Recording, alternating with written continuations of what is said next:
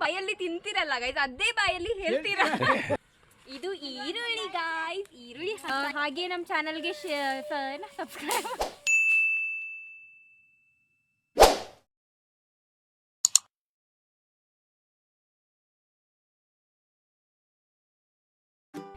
Hi friends, welcome to Pooja's clothes and kitchen. ನಾವಿವತ್ತು ಕಾಜು ಪನ್ನೀರ್ ಮಾಡ್ತಿದ್ದೀವಿ ಫ್ರೆಂಡ್ಸ್. ಅದು ಕೂಡ ಹೊಲದಲ್ಲಿ ಒಂದು ಪಾರ್ಟಿ ಥರ ಮಾಡಿದ್ದೀವಿ. ಸೊ ಅದು ಯಾವ ಥರ ಇರುತ್ತೆ ಅಂತ ನೋಡೋಣ ಇವಾಗ. ಫಸ್ಟು ಒಂದು ಪಾತ್ರೆ ತೊಗೋತೀವಿ. ಅದಕ್ಕೆ ಒಂದು ಸ್ವಲ್ಪ ಎಣ್ಣೆ ಹಾಕಬೇಕು. ಅದು ಎಣ್ಣೆ ಸ್ವಲ್ಪ ಬಿಸಿ ಆದ ತಕ್ಷಣ ಅದಕ್ಕೆ ಸ್ವಲ್ಪ ಕಾಜು ಹಾಕಿಬಿಟ್ಟು ಅದನ್ನ ಸೈಡಲ್ಲಿ ಇಟ್ಕೋತೀವಿ. ಕಾಜು ಫ್ರೈ ಆದ ತಕ್ಷಣ ನಾವು ಪನ್ನೀರನ್ನ ಕೂಡ ಎಣ್ಣೆಲಿ ಹಾಕಿಬಿಟ್ಟು ಒಂದು ಸ್ವಲ್ಪ ಫ್ರೈ ಆಗೋವರೆಗೂ ಅದನ್ನ ಫ್ರೈ ಮಾಡ್ಕೋತೀವಿ. ಸ್ವಲ್ಪ ಫ್ರೈ ಆಗೋವರೆಗೂ ಫ್ರೈ ಮಾಡ್ಕೋತೀವಿ. ಅದಾದ ತಕ್ಷಣ ಅದನ್ನೂ ಕೂಡ ಸೈಡಲ್ಲಿ ಇಡ್ತೀವಿ. ಮತ್ತು ಅದೇ ಪಾತ್ರೆಯಲ್ಲಿ ಇನ್ನೊಂದು ಸ್ವಲ್ಪ ಎಣ್ಣೆ ಹಾಕಿಬಿಟ್ಟು, ಇವಾಗ ಮಿನಿ ರಕ್ಷಿತ್ ಅವ್ರು ಹೇಳ್ತಾರೆ, ಕೇಳಿಸ್ಕೋಬೋದು ನೀವು. ಇದು ಈರುಳ್ಳಿ ಗಾಯ್ಸ್, ಈರುಳ್ಳಿ ಹಾಕ್ತಾ ಇದ್ದೀವಿ.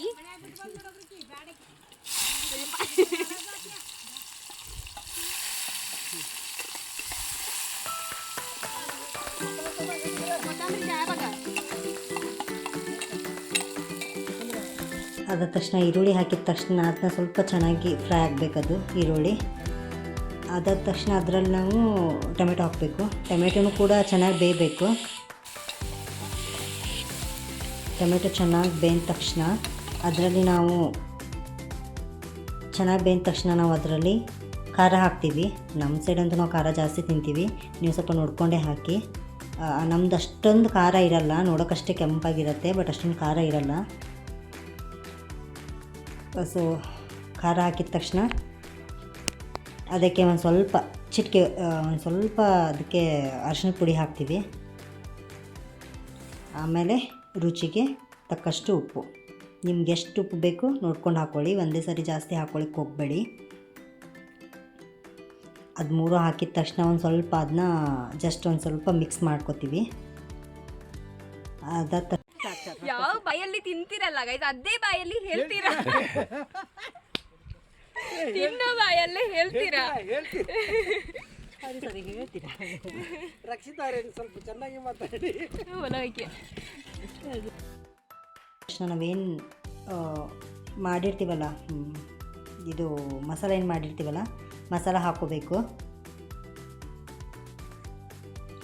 ಅದೆಲ್ಲ ಮಸಾಲೆ ಎಲ್ಲ ಹಾಕಿದ ತಕ್ಷಣ ಅದನ್ನ ಚೆನ್ನಾಗಿ ಮಿಕ್ಸ್ ಮಾಡ್ಕೋಬೇಕು. ಅದು ಎಲ್ಲಿವರೆಗೂ ಮಿಕ್ಸ್ ಮಾಡಬೇಕಂತಂದರೆ ಸ್ವಲ್ಪ ಹಸಿ ವಾಸನೆ ಹೋಗಬೇಕು. ಒಂದು ನಿಮಿಷ ಅಥವಾ 2 ನಿಮಿಷವರೆಗೂ ಅದನ್ನ ಚೆನ್ನಾಗಿ ಮಿಕ್ಸ್ ಮಾಡ್ತಾ ಇರಬೇಕು. ಅದು ಹಸಿ ವಾಸನೆ ಹೋದ ತಕ್ಷಣ ಅದರಲ್ಲಿ ಕೊರಿಯಂಡರ್ ಪೌಡ್ರ್ ಹಾಕಬೇಕು. ಮಸಾಲ ಅಂತಂದರೆ ಇವಾಗ ನೀವು ಏನು ಮನೇಲಿ ಮಾಡ್ಕೋತೀವಲ್ಲ, ಇದೇ ಏಲಕ್ಕಿ, ಲವಂಗ ಮತ್ತು ಚಕ್ಕೆ ಎಲ್ಲ ಹಾಕ್ಬಿಟ್ಟು ಅದನ್ನ ಹುರಿದು, ಆಮೇಲೆ ಕೊಬ್ಬರಿ ಎಲ್ಲ ಹಾಕಿಬಿಟ್ಟು ಅದನ್ನ ಚೆನ್ನಾಗಿ ಮಿಕ್ಸ್ ಮಾಡ್ಕೋಬೇಕು. ಅದರಲ್ಲೂ ಕೂಡ ಟೊಮೆಟೊ ಹಾಕಿರ್ತೀವಿ. ಓಕೆ, ಇವಾಗ ಅದು ಚೆನ್ನಾಗಿ ಮಿಕ್ಸ್ ಆಗಿದೆ.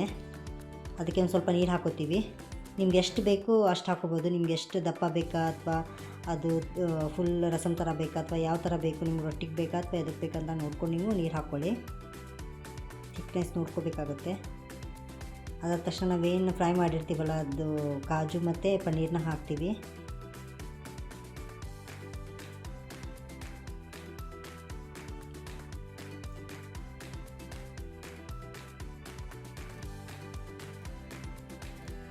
ಕಾಜು ಮತ್ತು ಪನ್ನೀರನ್ನ ಹಾಕಿದ ತಕ್ಷಣ